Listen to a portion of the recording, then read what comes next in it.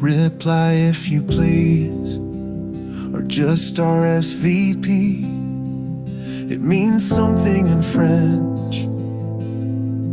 Oh yeah. Responsez-vous play.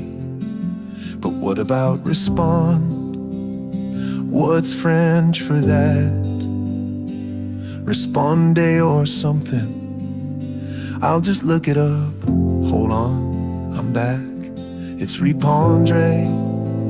So then the whole thing is répondre. S'il vous plaît. I mean, do that. Don't just say it that way. But if you can't do it, say it another way. Just say something else entirely. Even like, well, not really something that bad.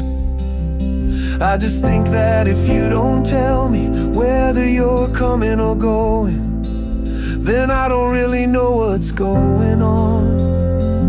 And then it's all your fault that I can't even have a party.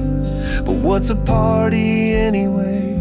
I might know if I could have one, but you don't let me.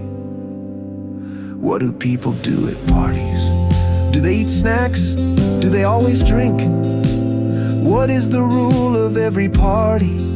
Could it be like you have to dance without touching anyone? Something that's simple to figure out, and yet you still are doing something together anyway.